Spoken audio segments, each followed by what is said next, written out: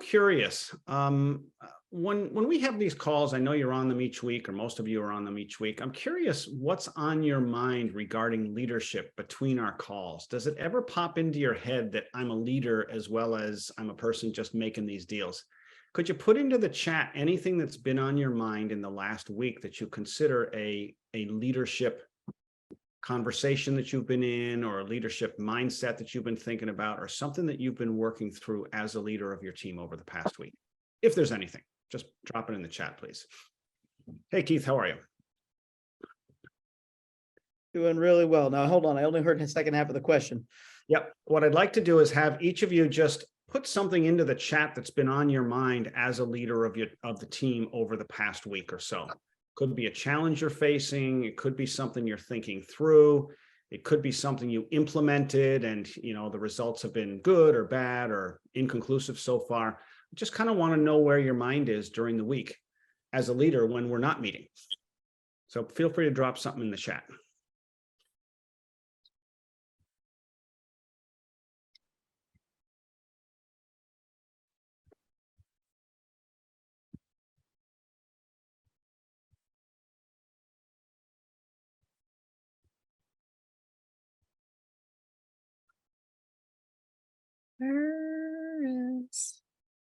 All right, Jamie, I hear you put the word frustration in there. Can you just come off mute a little bit and just tell us for a minute what it is that's been frustrating for you as a leader? Just getting people with the same motivation, and I guess just work processes, and I guess that's my biggest thing. Yep, got it. Okay. I've set some team members with ADM calls, and a lot of times they're asleep. Got it. So. Yeah, got it. Right. So how do we get them to be inspired and motivated in the way that you like and need them to be to do what you need them to do, right? Something like that. Right. Yep, got it. Thank you. And I see Tyler mentioning continuing to influence the team as they suffer setbacks. What are the impacts on the team as people suffer setbacks, and what are you trying to influence them towards? So I just think, there's obviously we're all across the US and there's different market conditions that exist, and then having, nothing available for certain buyers, and then not transactions. And she's a good person. So it's just some of those setbacks, and then keeping them motivated in that moment, and with our standard operating procedures, those types of things. The slapping that I'm getting. I'm sorry, Tyler. Can you hold on a minute? Someone who's not on mute, can you put yourself on mute, please? We're hearing some background noise. Sounds like you're having a tough time with the marriage being in Ireland, or? Let me see if I can mute everybody. All right, looks like we're all muted except Tyler. Okay, Tyler, could you just say that last part again, please? Yeah, and just trying to keep them moving forward in a positive direction, understand that just continually filling the pipeline, staying in those processes, trust in the process that's presented before them, understanding that its impact might be a few weeks to a few months down the road, and then just having them show up on those daily calls or whatever the program we have set up on their various marketing activities, so that they're just following our standard operating procedures so that they'll ultimately be successful. So, and then just, also not making it sound like a broken record. So I have my director of operations involved, I have my business partner involved, and myself. So it's coming from a different sources, and hopefully the same message, but slightly different in the sense of they're still being involved. They're still keeping them excited. That's the hardest part I have. Yep. Got it. Thank you. Well, you're talking about alignment, right? Keeping people on the same page, and you're talking about giving the same messages from different directions. We're going to talk a little bit about alignment today because it's one of the most important factors in effective teaming. And we're going to talk about it in terms of roles, the stuff that you're talking about keeping people motivated, keeping them moving forward during difficult, struggling times and challenging times is one of the biggest tasks and one of the most difficult tasks of a true leader. And, I hear it from my agents that I work with all around the country. As soon as things slow down a little bit, people start getting frustrated. They start getting a little bit ragged in how they do things. They might get out of their routine or something like that because they're nervous or something. A lot of reasons that people might not be doing the things that are really best for them to be doing. And so we're definitely going to spend more time focused on that, not today, but as we go forward, because I know that's a continuing challenge for everybody. We often say that managers manage things, leaders lead people.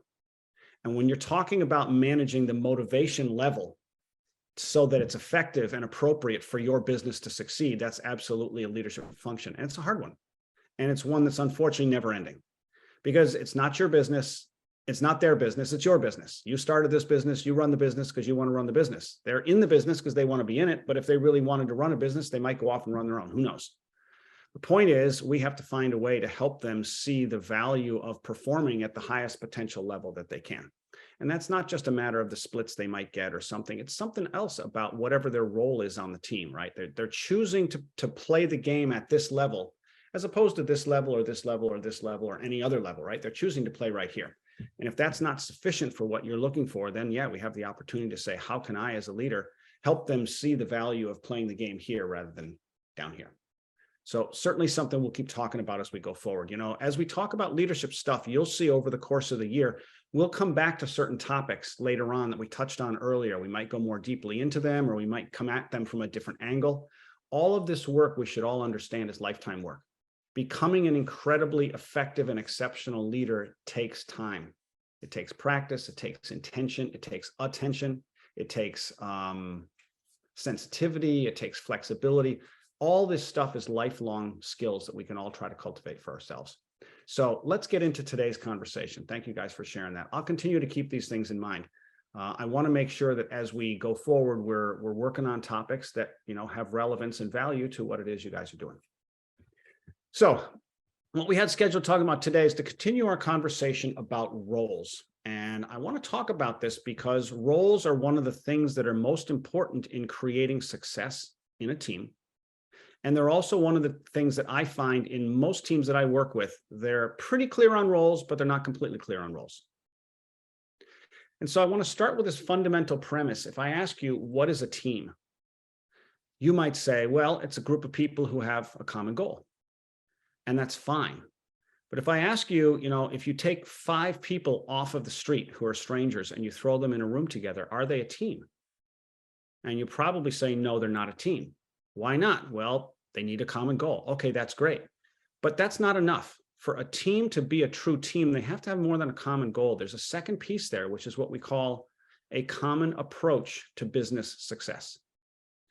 If you look at the coach of any basketball team, man, women, adult, high school, college, whatever, they'll tell you, we're going to win with defense, or we're going to win with offense, or we're going to outwork the other team, and we're going to be in better condition than them, and we're going to beat them in the fourth quarter, or we're going to be more scrappy than they are, or we're going to lean on the experience of our seniors, or we're going to lean on the strong legs of our youth, or something like that, right? They always have a strategy, and they always work through that strategy. Of course, it may not win, but the point is, everybody's on the same page around what the strategy is.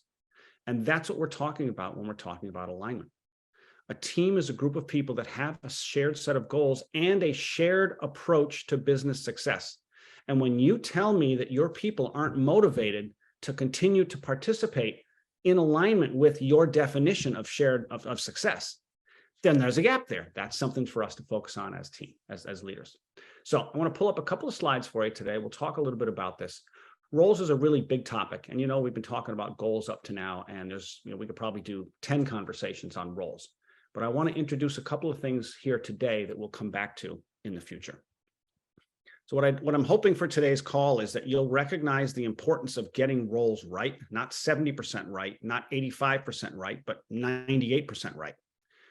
Having true alignment on the team. And secondly, that you'll have a tool that we can provide for you on the platform that'll help you think through roles for your current team members, as well as somebody that you might want to bring on in the future.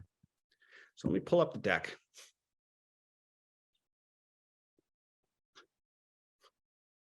Okay. Okay.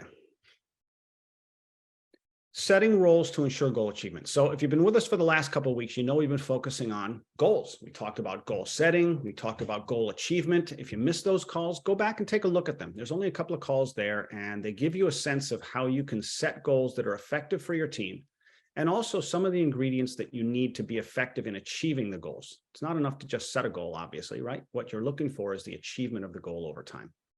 Well, remember that it's important to remember that a team is not just a static machine of separate parts. You should think of a team more as a system. That is, every piece is connected to other pieces, and any change anywhere has an impact beyond that to somewhere else. When we conceive of a team as simply a bunch of puzzle pieces, and we plug this person in, we plug that person in, that does capture a lot of what a team is. It's true. Different people have certain focuses and they have certain skills, and they're expected to contribute that to the team. But if you think of it more as a system, then you recognize the interdependencies and the mutual responsibilities across the roles. And for any team to function in real estate, there's so many handoffs, there's so many steps in the process, whether you're working with buyers or sellers, that inevitably you have this, this interdependency-oriented endeavor that everybody's involved in.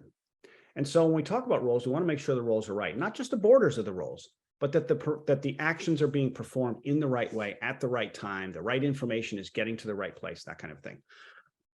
So there's a couple things we want to say about roles today. First, alignment. When we're talking about alignment, what we're talking about is making sure that people are truly on the same page with each other. And I can tell you, having worked with hundreds of real estate teams and hundreds of teams in other industries, leaders 99.9% of the time overestimate how aligned the people are on their team. And I can help you prove this to yourself.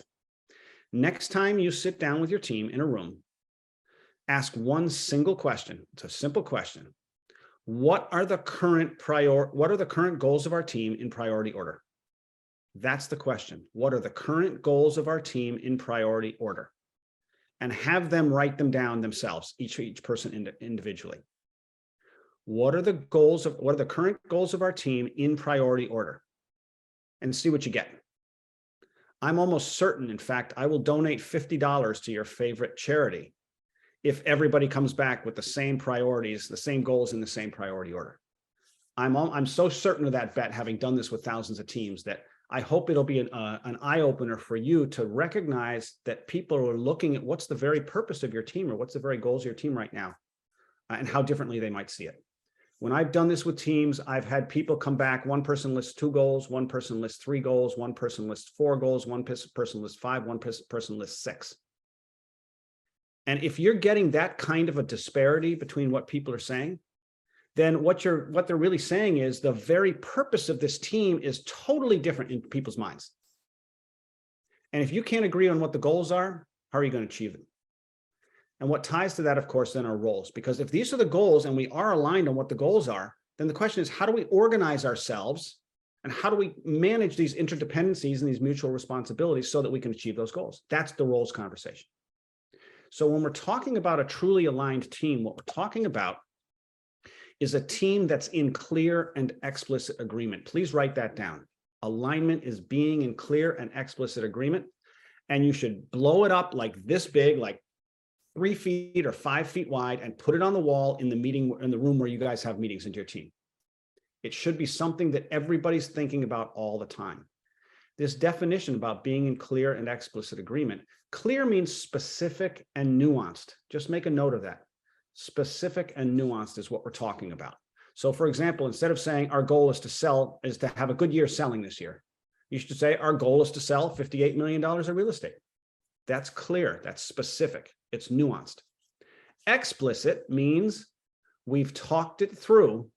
We're not dealing with assumptions, speculation, or guesswork, because that's no way to run a team. We've talked it through, and better yet, whenever possible, it's written down in black and white. And so if you have goals for the team, write them down in black and white. Make sure that everybody has a copy, and maybe come back to it once every quarter or once in a while, just to make sure everybody's on the same page. And agreement, this is the part that we were hearing from Jamie and from, who was that, Tyler this morning. That's the part where we're struggling. The kind of motivation that we're looking for to achieve the kind of goals that we want to have, we want to achieve right now, we're not seeing that. So how do we get the people there? That agreement means I choose to show up and participate on this team in these ways so that we can achieve these goals. And so a team that's truly in alignment is really clear and explicitly in agreement. Does that make sense to everybody? It's a really fundamental and important part of your success. This is not some like academic thing we're talking about here. If you say, I want my team to be more successful, it's extremely important for you to recognize that you won't get there unless your team is aligned. Now, what are the things that they need to primarily be aligned on? Well, as you may guess, there's been a ton of research into teamwork and teaming. And whether it's sociologists or sports psychologists or neurobiologists or systems theorists, the research clearly shows that the high performing teams, that is teams that consistently perform at an above average level, tend to be aligned in 3 areas: goals, roles, and rules of engagement. These are what we call the performance alignments. If your team cannot be aligned in these 3 areas, you will not perform at the level that you're capable of performing at.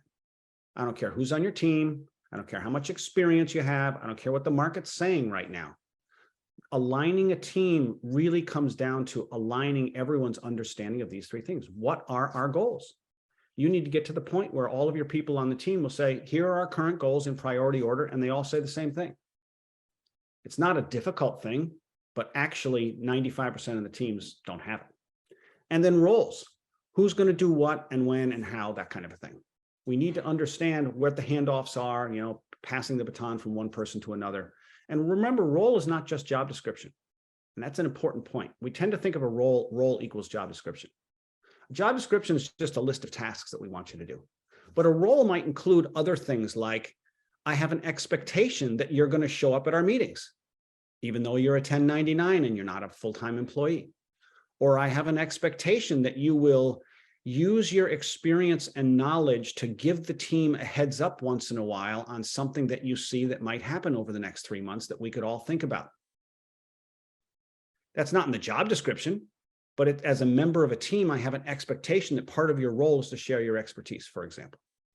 Or let's say that your job description for a newer employee or someone who's young in the field might not include an active learning process.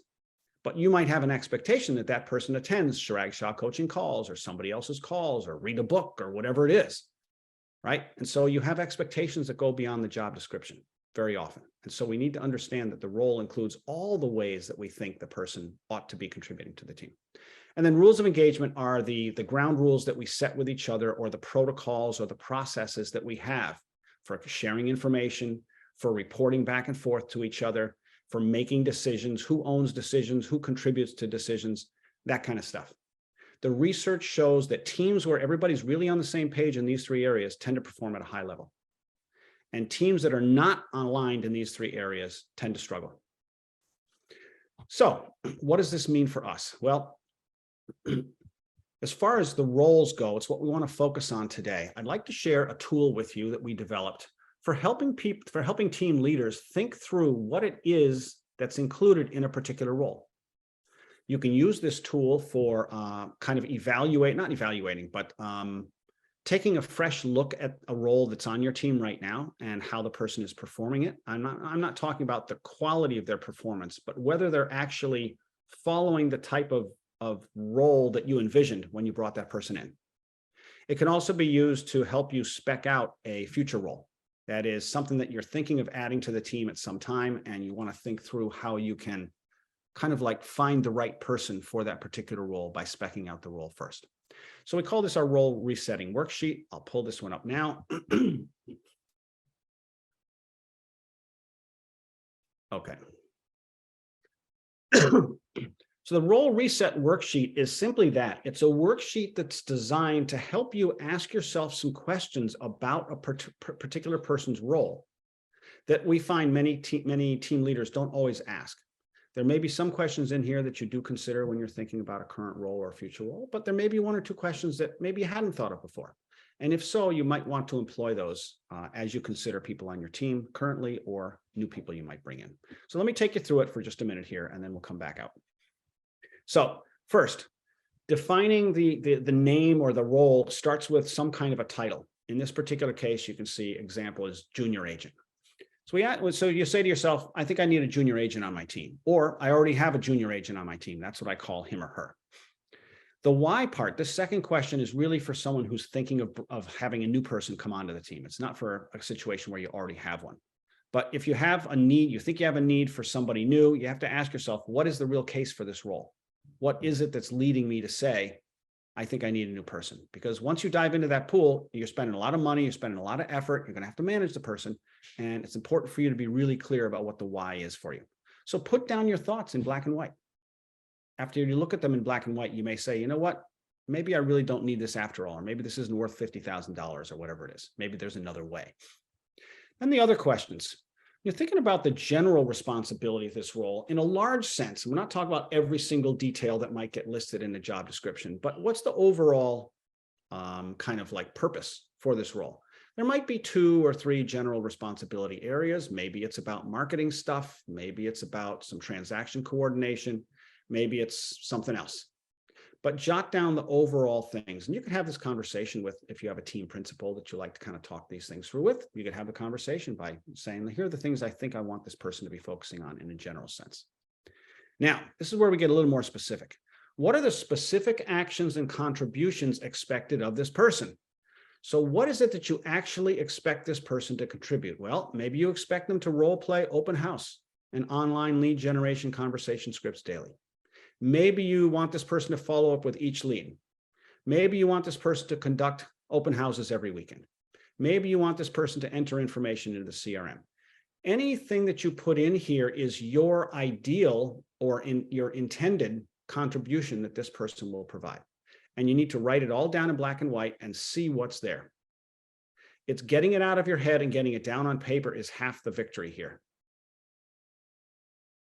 So that's kind of like the job description, and that could be quite long. There's probably not enough space in this particular worksheet to do that, but certainly you could start another page. But here's where it's important for us to go a little further when we're going beyond simply the actions that I want that person to take. What are some other expectations that I may have of that person? For example, I might want that person to follow and implement all of my team's current systems. Or I might expect that person to show up to our team meetings every Monday morning at 8:30. Or I might have an expectation that that person just check in with me before they're done for the day, just to let me know that everything's good, or is there something I need to keep in mind for the next day? You probably have some kind of an expectation like that for one person or another on your team. And if you think it through in detail, chances are there are a couple of things that you might enter in there that are beyond the regular job description. How about work hours? Most of us kind of assume that everybody else is just going to be willing to work the same way that we work. But that's not really fair either, because, we all choose what we want our work-life balance to be and how committed we are to the business and all that. So it's important for you to write down, what do you think the expected work hours are here? If you're planning to bring somebody onto your team, then you can certainly make this part of the conversation when you're recruiting that person before you hire them. But certainly it's important for you to be clear in your own mind. If you're using this tool for somebody who's already on your team, you could say, well, here are the work hours that I expect. And then you compare the person's current work hours to what it is you expect. And there may be a gap there. We'll talk more about that in a minute. What information do I expect to be shared with me, and how often? This is something that's almost always overlooked in conversations with current staff or somebody you want to bring on. What am I expecting that person to share with me, and how often? Remember, when we're talking about alignment, we're talking about being in clear and explicit agreement. Clear means specific and nuanced. Here's what I want from you, and here's when I want it, and here's the form that I want it in. Explicit means we've talked it through, or better yet, it's written down. Could be written right in the job description, for example. And agreement means both of you say, yes, I'm willing to do what I need to do to make sure this happens. That's almost always overlooked by leaders, in my experience working with so many teams. How do I want to receive information? Is this often clarified ahead of time? No, it's kind of like figured out along the way, but there's no reason why you can't be in perfect alignment about that. Taking initiative. How much authority do I grant to somebody on my team to make decisions on his or her own to move things forward? And where am I willing to do that? Is that in the marketing area? Is it in managing a particular transaction? Is it making phone calls to an escrow person or something like that? Right? What am I really talking about here? You need to be clear. This is about getting into clear and explicit agreement. Making decisions. What decisions am I willing to kind of farm out to others, or what decisions do I want to kind of keep control of? Now, this is an important one. What training, development, feedback will this team member require to do this work effectively? This is where you need to be honest about how you're going to contribute to this person's success. All the other things that have been listed so far is what that person's going to do. But this question is about what it is you need to do in order to make this person successful in doing all those other things. And this is something I see overlooked all the time. So many team leaders say, oh gosh, I brought all these people on. Now I have to actually talk to them all the time. I have to manage them. Yeah, you do. Welcome to leadership, unfortunately. Maybe you need to mentor somebody once a week or once every other week or something like that as you bring them on. Are you willing to make that commitment? So you need to be really honest with this question here yourself and say, am I really willing to provide all these things? Because that's the cost to you beyond the financial cost, right? There's a cost to you of the investment of your time and energy. Finally, boundaries. Are there any boundaries that you have that you expect this person to respect? And again, this is where role goes a little bit bigger than simply a job description. If you have certain times that you're not available, or you have certain, activities or things that you don't want, to be interrupted for whatever reason, fine. This is the chance where you kind of make a clear boundary on what it is. Once a final decision is made, it's not up for discussion. Sometimes you hire somebody who's just going to question every decision that you make that they don't necessarily agree with. And maybe you don't want to waste that time. Well, this is something that you guys can be aligned on, where you're saying our team's approach to business success is when I make the final decision, that's it. Discussion over. Let's move forward. That's a rule. That's a ground rule or a rule of engagement. Remember, we said goals, roles, rules of engagement. The rules of engagement are the agreements that we make with each other about how we're going to work together, how we're going to share information, make decisions, all that stuff.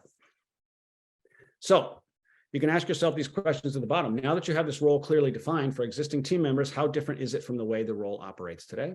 Or for a new role, how can you incorporate role clarity into the interview process?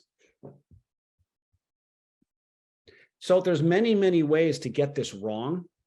And the tool is designed to help you make sure that you're avoiding some of those things by forcing you to ask yourself some of the questions that you need to be aligned on. You can recognize that all those questions are really about alignment.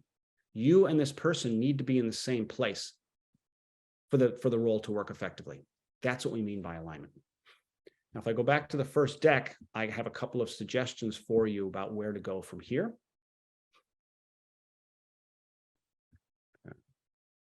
Okay, that's not it. Hold on.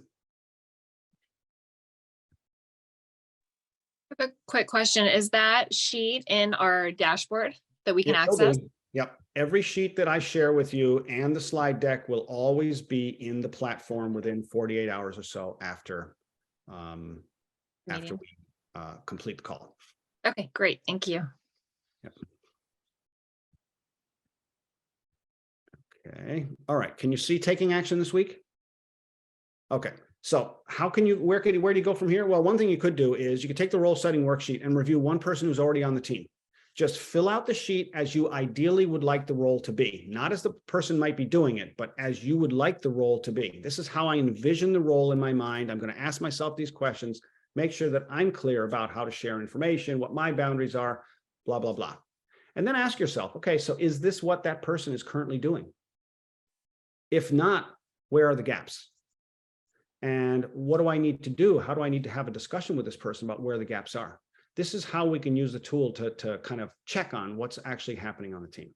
Many teams have found this useful because in doing this, they found one or two things where they realized there was a gap and it was affecting the business overall. Remember, every system has like anything that happens here in the system has a ripple effect somewhere else.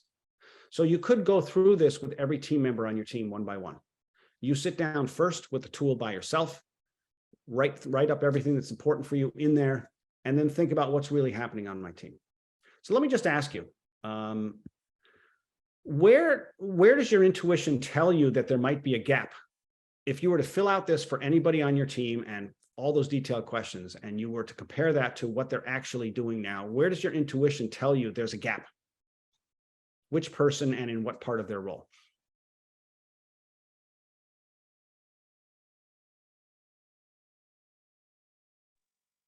Are you wanting us to just?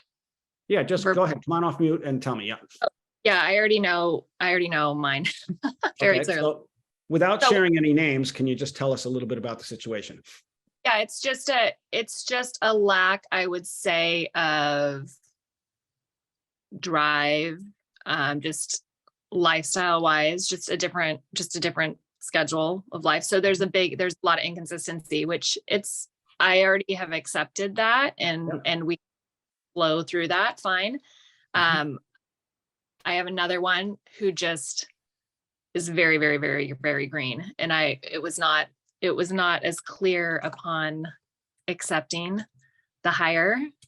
And we're knee deep 6 months in, and it's a lot more work for me than I had anticipated, which is fine. That's why this is helpful, so I can help align. But there was it was a little bit of a miscommunication. So. Yep, got it. So for anybody that you bring on, using a tool like this can help you really spec out what you're looking for. And it can help you, most importantly, because you've got it in front of you and you've thought it through, you can ask the right questions during the interviews that help you discern whether that person could be a right fit or not. It's really hard. You know, interviewing is not a perfect process. And, you know, lots of people say the right thing in the interviews, and they look presented and presentable and well put together. And I'm new and I'm hungry, I'm going to go for it. Or I'm older and really experienced, and here's my production the last 5 years. Isn't that great? That doesn't necessarily guarantee anything, right? As we all know. And one of the biggest, regrets that I hear leaders say is, I have somebody on my team who's not the right person. And I hear it over and over and over again, which reflects my number one rule of effective teaming is get the right people on the team. And so you need to be clear about what the role is independent of the person. And then you need to be able to bring the right person on. Or if you have what you think is kind of the right person online already on the team, and you don't want to let that person go or whatever, then you can reset the role. I can give you some kind of like a script for that. If you guys would like to hear that next week, we have a script for how to kind of invite somebody to reset the role. Would you be interested in hearing about that next week? All right, I see a bunch of thumbs up. Okay, great. Then I'm going to make a note. We'll talk about that next week as kind of a continuation of this conversation. Okay, so 30 minutes is up for today. Glad to have everybody on the call. Looking forward to continuing the conversation next week. And let me know if you use this tool, what it uncovers for you. I'd be glad to hear, like, what's the gap that you uncover, or what's the conversation that you have with your staff. Reach me at David@Chirag Shah Coaching anytime. Looking forward to seeing you all next week. Get out there and make the contribution that only you can make. See you next week.